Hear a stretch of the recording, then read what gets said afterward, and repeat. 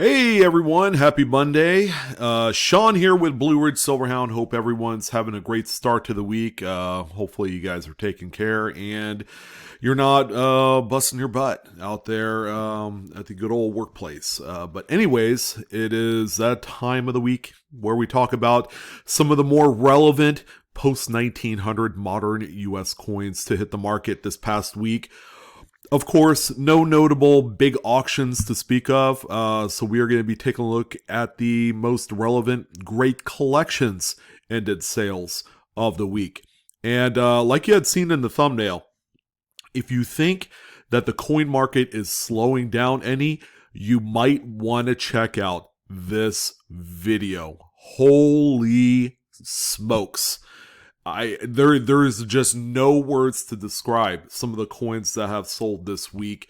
We have 15 amazing coins, ranging from some of the classics. I always thought that about 60 days ago, and we could probably go back to around the holidays, that, you know what, people are getting out of moderns and they're dumping their money into high quality classic coins, coins that are obsolete in nature, design wise.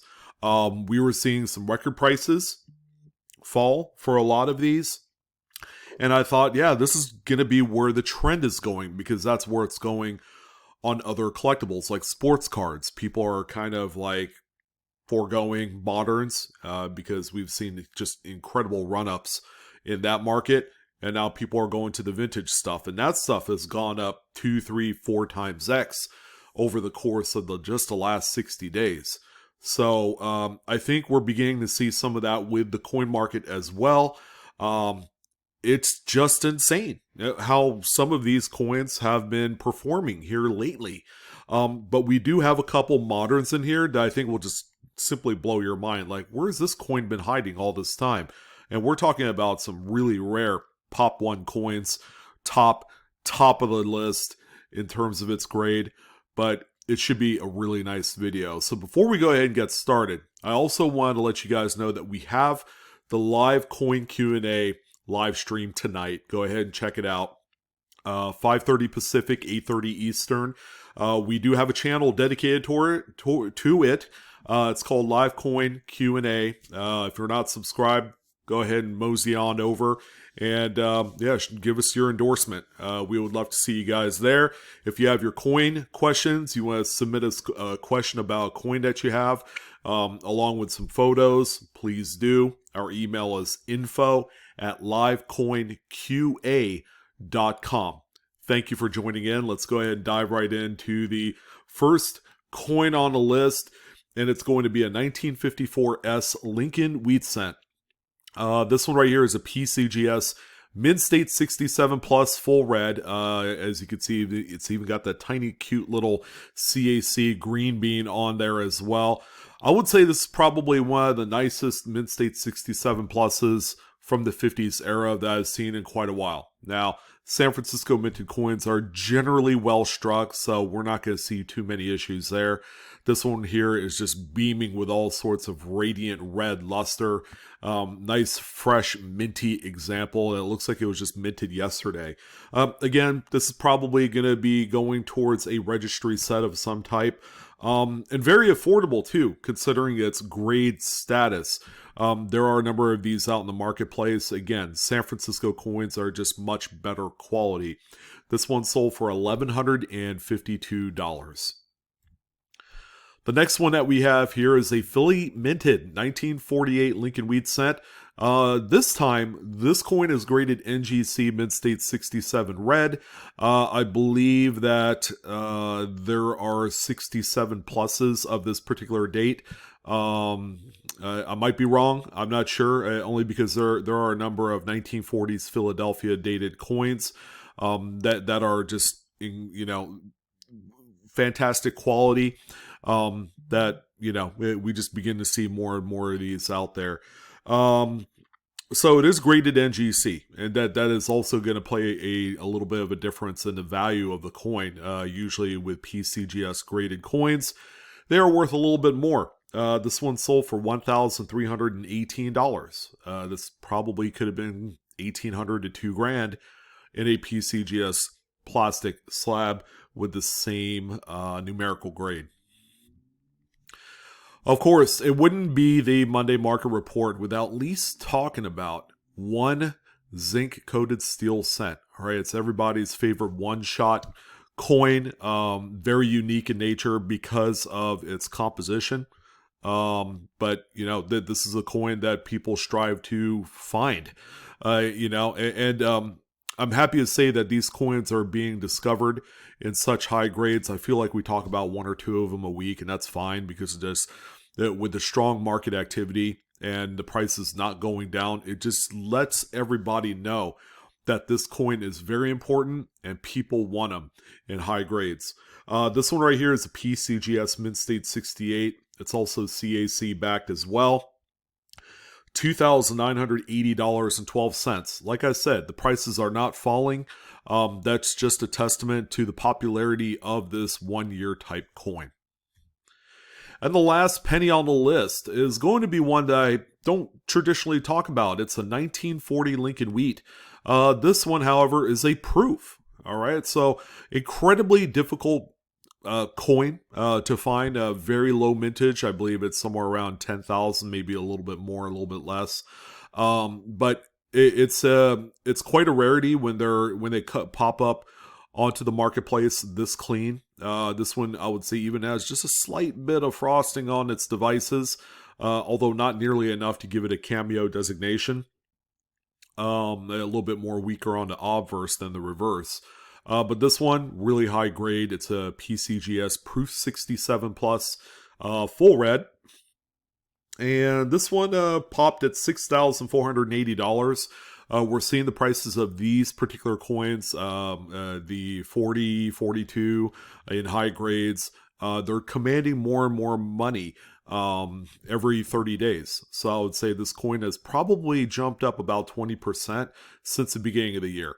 It's just, again, with low mintage and the appeal of having a high graded plastic surrounding it, collectors and investors like that. All right, and then you're going to see more people get into bidding wars over such coins and drive them up to unseen type money like this one, nearly $6,500 for this coin, where about a year ago you could have probably picked this up for around $1,500.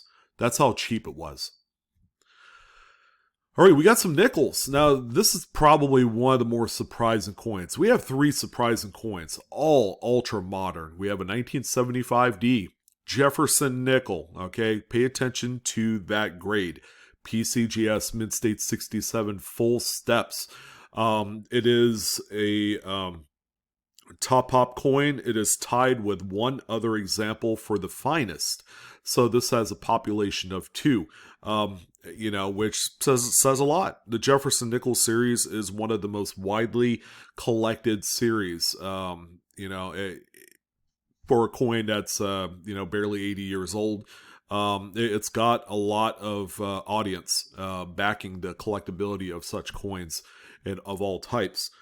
This one right here sold for $2,531.25. That's a surprising stat in terms of its dollar value, only because it's a 75. Quality is generally better, and this is a Denver, so you expect even better quality from a Denver minted coin. But it's really surprising to know that there are only two in the top grade, 67.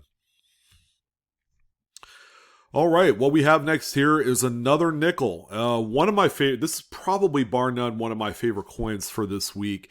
A 1945D Jefferson nickel. This is the 35% silver manganese alloy type. They call it wartime nickel. So this particular example is a PCGS Mint State 68 full stepper. It's even got that little QA sticker that's similar to CAC, only they back the modern coins, things like this. And most specifically nickels. QA I've seen on nickels and dimes, and I believe quarters. I might have seen a few on half dollars. But this one right here, ladies and gentlemen, is also part of Sunset 138. So that provenance collection sale continues on this week. Actually, we're in 139 as of this taping. Sold for $6,468.75. Beautiful coin, very original, great toning on there. There's a lot to love on this one. And the last Jefferson, I believe, on the list is this 1941D. Not particularly a rare date, especially with a strong strike, which this one has, but it is a mint state 68, where, you know, the overall cleanliness at this point is going to revolve around the strength of the strike and the absence of those little kind of like plancha marks that you see on the devices. This one looks incredibly clean for what it is. Keeping in mind, guys, this is an 80-year-old coin, and it's full steps, no doubt about it. This one sold for $4,899.38. I mean, when I look at this and I look at the dollar value for what it's sold for, I think it's got a lot of tie-in to it, because I feel like you're really getting your money's worth when you're talking about a mint state 68 80-year-old coin such as this. I've seen, I mean, like we've seen the 75D nickel that sold for $2,500 isn't too far off, but when we're talking about, you know, what would you rather have, I would say something like this is a much better kind of coin to own. All right, we have a couple Buffalo nickels. Now, this one right here is a 38D over S. It's the one significant over mint mark coin on the list that a lot of people like to look for and cherry pick in high grades. 38D Buffalo nickels were hoarded back in the day because people knew the transition into the new Jefferson nickel program was going to be happening at that point. So people were just like, you know what? I'm going to save my 38Ds. They might be rare. We know the mintages are going to be a little bit lighter on them.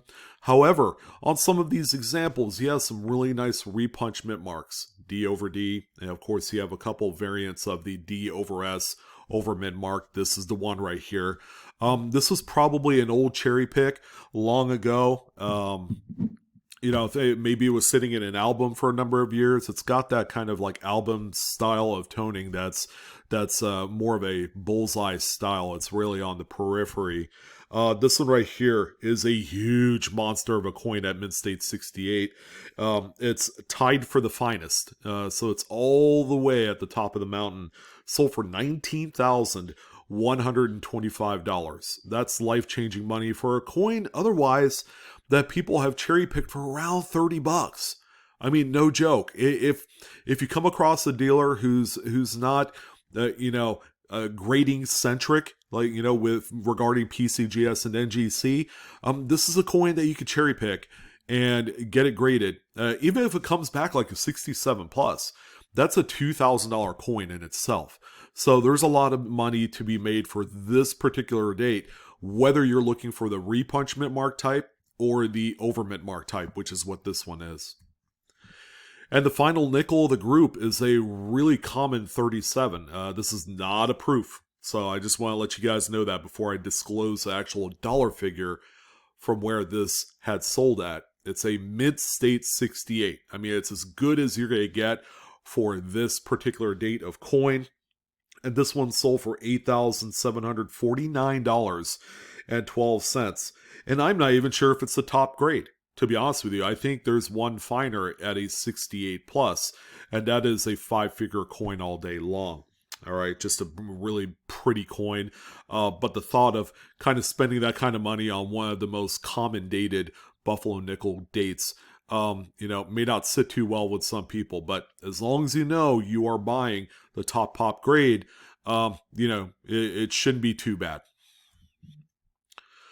All right, so we have a few stunners. Okay, this one right here. If you thought the 75D nickel was kind of a jaw dropper only because of its relative newness when it comes to modern coins, how about 1980p Roosevelt dime? Right, probably one of the most forgettable dates in an otherwise forgettable series. Like, Roosevelt dimes have lost favor many years ago. All right, so we've seen redesigns of the Washington quarter. We've seen them in the nickels. The Lincoln Cent had a redesign as well.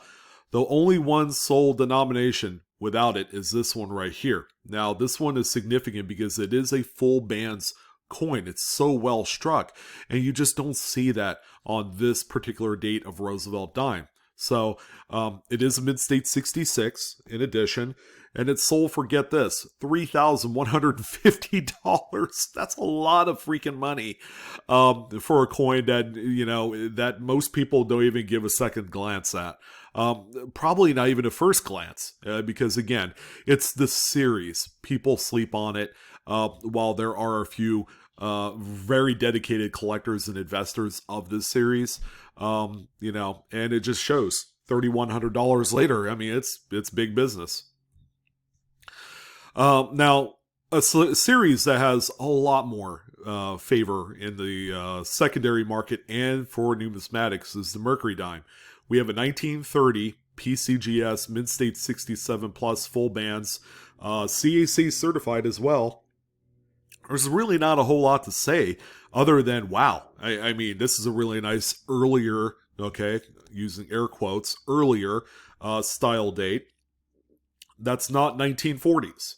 All right, so this one right here, really, really stunning coin. A little bit, it begins to get tougher to find well-struck examples and of this higher grade caliber. And to give you an idea of how that all goes out, it's all in the value. This one sold for $10,631.25. Again, not exactly a rare date. If you needed to pick up a low mid-state grade of this particular date, you can for under $100. All right, especially if you're putting together a really decent-looking Mercury dime set. Again, another Philadelphia minted Mercury dime, but we're talking a little bit more tougher, all right? 1924, this is a coin that was pretty well circulated because it was the Great Depression age. And you could probably say the same for the 1930. 1924, a little bit tougher. It is a Philadelphia, all right? So there's a little bit more quantity-wise out there. This one, however, is a PCGS mid-state 67 plus full bands. If you thought the 30 was nasty, this one is just as good. CAC certified, and it sold for $9,855. Beautiful coin. And we're going to wrap it up with 3/4. Okay, so this is the third kind of jaw dropper. Like, oh my God, I can't believe that coin sold for what? Yeah. A 1992 D Washington quarter, all right? I would say, from the 80s into the 90s, all the way up to the first year of the statehood quarter, these heraldic eagle back clad quarters were very forgettable. I know I came across many BU rolls of these back in the 90s and just thought, it's not that special. I was really focused then on silver. It's like, oh yeah, you could still find maybe 4 or 5 silver quarters out of a $500 box of quarters during the 90s. All right. And then once the statehood quarter program hit, it was all over because the market became diluted. Circulation became diluted with all of these new quarters. This one right here is the single finest 92D on record by PCGS at a mid-state 68. So that's important. And because of that, this one sold for $6,018.75. That is just insane to me. All right. And we've seen some pretty other crazy coins, within the last 40 years that have sold for probably more. But, given just the overall nature of the market today, where people are kind of like going towards the more vintage stuff, it's still incredible to see coins like this pop at that kind of dollar value. 62D. All right. The one redeeming thing I could say about this coin, other than it's silver, is that the toning is really striking. It's got lots of eye appeal. This one is a PCGS mid-state 67 example. And it sold for $2,260.12. That seems to be the going rate for this particular date, along with a few other 60s quarters that are silver, of course. They're just tougher to find, in great shape and with a good strike. A lot of them, especially during the last few years of the silver standard, the mint just didn't care. All right, so It's good to see something like this. Again, it's hard to say where this coin was stored at, maybe in an old album. It's really hard to say, but an impressive amount of money for this quarter. And then finally, I'm not giving any kudos for toning on this 56D. I just don't like it. All right. However, it is a mid-state 67 plus by PCGS, CAC certified. What it has going for it is its numerical grade. Probably in person, the toning might show something else that I'm just not seeing, but based off of these photos, it's just not a flattering coin when it comes to an investable type of item. To give you an example, well, this is also another Sunset Collection piece. To give you an idea, this one sold for $4,624.88. And I could probably think of just hundreds of other coins that I could have spent $4,200 on, or $4,600 rather, other than this. Unless it's, you need it for a diehard Washington Quarter registry set on PCGS or NGC, that would be the only reason why that you would spend this kind of money. Otherwise, I'd probably wait for the next one to come along. But who knows if it'll sell for this kind of money or more. The market is just crazy like that right now. But that's going to go ahead and do it. 15 coins up, 15 down. So I want to thank you guys for joining in. It was certainly a pleasure. Thank you for your support of Blue Ridge Silverhound. If it seems like I'm being awfully wordy today, you can just slap me upside my head and it'd be okay. Don't forget to like, share, subscribe. Hit that bell for instant notification. Keep in mind, the market is incredibly blistering hot right now. If you have other miscellaneous coins that you don't need anymore, that you want to dump, now might be a good time to do so. So you can make a few extra bucks. I'm your host, Sean. Thank you. Come join us for the live coin Q&A live stream this evening. I will see you on the next coin video, ladies and gents. Coinaholics, we are always discovering together. Take care.